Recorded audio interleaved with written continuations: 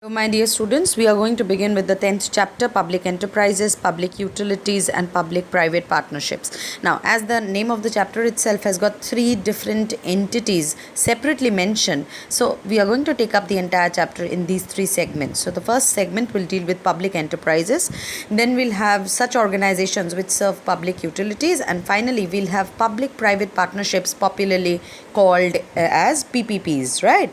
Right. So, the first one will take public enterprises. Now, you've got overall idea when we were talking about different sectors where business operates in private sector, joint sector, public sector. So, you've got an overall idea. So, all industrial and commercial undertakings owned, managed and controlled by the government are called as public enterprises or public undertakings or public sector undertakings. So many synonymous terms mentioned. You've got to remember that when you're trying to attempt an answer. Of course, as the name suggests, overall, this entire entity is managed, controlled, financed and completely under the control of government at all levels, whether it is state government, central government or the local government. Of course, if the government is the owner and the manager, then the characteristics would be like the ownership, control, financing, all provided by the government. And because government has taken up the responsibility, so it will be having service motive rather than profit earning. Public accountability is there. Government will be answerable that how have they used the monetary resources in trying to tackle the public expenditure. Autonomous body means that they have got absolute power over their decisions that they are going to take for the benefit of the general people. We'll come back to differences between private sector enterprises and public enterprises. Once let's get through with the objectives and the rationale. I think that will open up more avenues of putting forward the differences. Objectives now.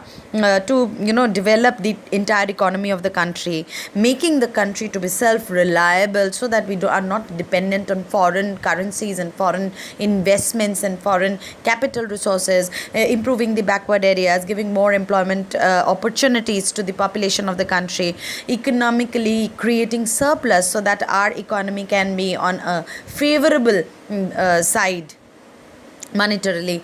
Egalitarian society, like we have discussed this concept earlier also. Public sector helps the government to enforce social control, equitable distribution of income, so it doesn't restrict the money just in the hands of a few, so that gives equal opportunities to more or less everybody.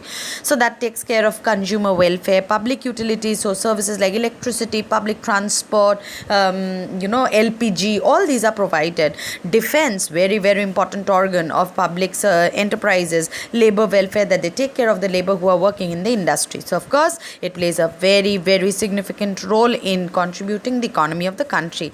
Where private sector cannot interfere or cannot take up responsibility at a macro level, public enterprises do that work. So they fill up the gaps basically by creating employment opportunity, by enhancing the backward regions in trying to develop them, by optimally utilizing the resources, by channelizing the surplus and the capital that is formed in the society.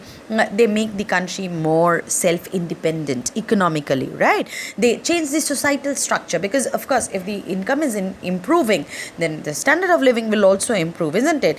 Public welfare measures are being taken, but then because they work at a macro level, so of course they also have to face certain criticisms, like it takes a lot of work for them to complete a certain project, because which is very much validated, because they work at a much more larger scale. Faulty evaluation, sometimes they do not show the correct picture. They are not in a position to show correct pictures and correct accounts to the people. Heavy overhead expenses, that is they are working in large scale, so lots and lots of money being there used up by these enterprises to carry forward their day-to-day transactions. Poor returns sometimes because they are looking for service motive and not profit earning. Management sometimes turn out to be inefficient because they don't have any extra incentive, any extra backup of acknowledgement if somebody works extra. Of course, it's government body, so there would be political influence also, especially for the ruling party. Then labor problems are also there because the labor is in huge scale. The next topic that you would say is growth of public sector enterprises. So this I'll tell you how to deal with in the class. And then you've got forms of organizations in public sector. You've got a T format chart, and we have departmental undertaking, public corporation, and we've got government companies. We'll be taking up that, but before that, I told you that we'll come back to the differences. Differences, more or less in the previous chapter when we studied about private enterprises, and here we've studied about public enterprises. You can lay out the differences, which are very well written in the book, so you will be making basis of difference. And the differences, like, of course, private sector looks for profit earning. Public sector enterprises, they look for service motive. Ownership is by government and by private management, government representatives, whereas private sector has got private businessmen. Capital, there's limited for private people, but government, they've got enormous capital resources. Freedom of management, absolutely for the public enterprises, because they are completely abiding by whatever the government is saying. Private has got their own freedom because private individuals are there. They can, tweak changes into the organization according to their requirement. Flexibility completely for the private organization because they can exercise their own willpower because it's their own business. Whereas for public enterprises, it's difficult because they work at a macro level. Area of operation comparatively smaller for private, but large for the public enterprises. Now we come to the, further different categories of public enterprises. Now you will find overall, there are some features which are overlapping for departmental, public and government companies, right? But then departmental undertaking is when one department is under the government, like broadcasting or Indian Railways or defense or post and telegraph.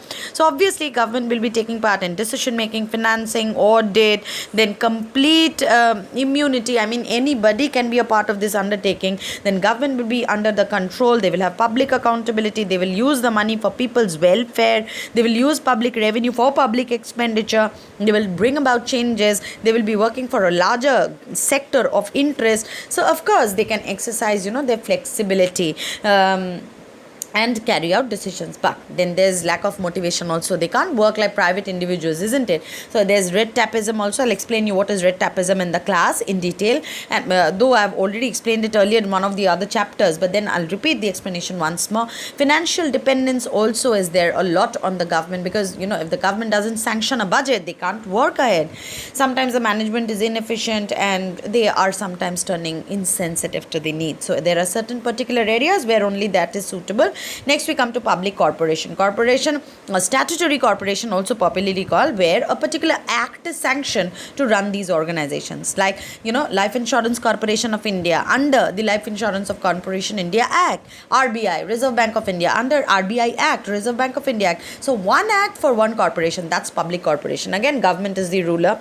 So their corporate body, legal entity, financial independence, accounting system, exposure for public revenue, all these are, overlapping features. They've got service motive. They try and bring about public accountability. I think we've already discussed that earlier also. But there are certain advantages, like of course they have complete freedom. They can take quick decisions because one act for one organization, one body corporate. They are very motivated because they know if they fail, then of course the entire organization collapses because there's no other tie-up, they are a standalone unit, isn't it? Then there's parliamentary control, so they are always under the state patronage, state guidance, then efficient management, economies of scale, advantages of large scale, flexibility in operation, special privileges they enjoy by the government because a special act is passed. But then again, like being a public sector enterprise, of course they can't be void of demerits. So there are certain ones, like of course it's difficult to form because you need to pass a special act to form one such unit. There's nominated board, so government represents. There's rigid structure once formed, they don't want to change. They are, and underlined monopoly. Though in books we don't say that they are monopoly, but there's only one Reserve Bank of India in our country, isn't it? There's only one Life Insurance Corporation in our country. So somehow, that monopoly, that nature that comes out, like, they are the only people, only service providers in their own area of function. Excessive accountability. Sometimes they are burdened with excessive answering to the government, and so there is clash of their interest also.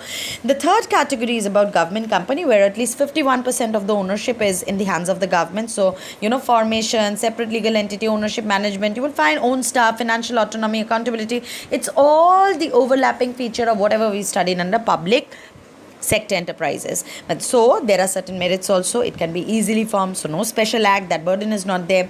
They have complete freedom within their organization. They can flexibly change their mode of operation. They can hire expert people for management, taking quick decisions. They can collaborate with foreign units for better results. Public accountability is also there, so they cannot basically manipulate the revenue earned. Statutory discipline is exercised. Financial control, it means that there's complete financial control also. Then we've got protection of public interest. They take care of the service sector also, but then there are certain demerits which we've already studied for we've studied for departmental undertaking, we studied for statutory organization. It's the same one, like lack of accountability, autonomy, freedom, just in the name. The board is packed with yes men, so all the people who are just very influential in the management, they are completely trying to rule over the working of such an enterprise, and there's fear of exposure also.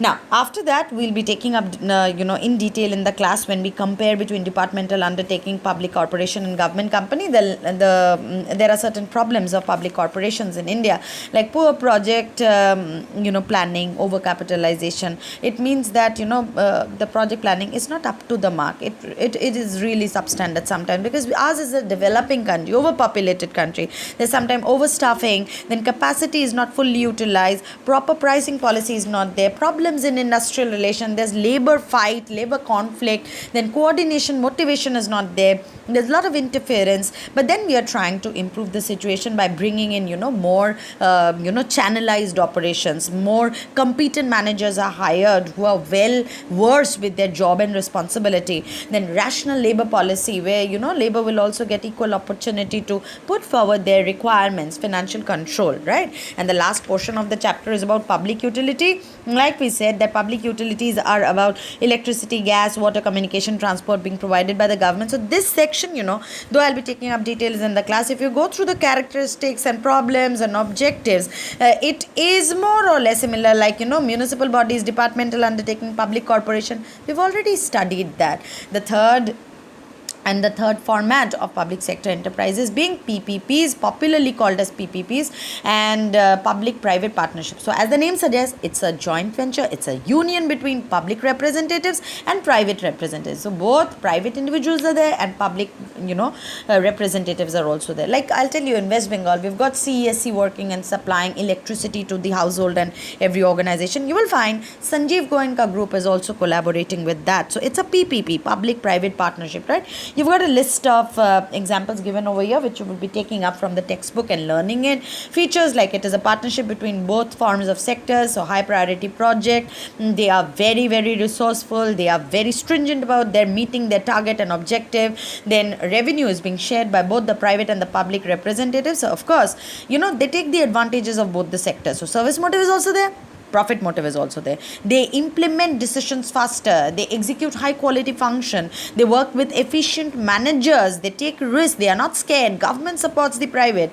But then if you are actually combining both the sectors, so you have to face both the sectors' disadvantages also. So involvement of private and public both, that creates sometimes conflicts. Of course, sometimes private sector, they enforce more profit earning motive, whereas government wants to give service motive. So that is again another area of problem. Secrets of the country may be diluted because private firms are coming in, and of course crucial projects, they sometimes are just left without completion, just left midway, because government and private cannot carry forward their union to accomplish the targets well, right? So we've finished the chapter, and further details and any other relevant details will be discussed in the class, and we will be completing the entire chapter successfully. Thank you, everyone.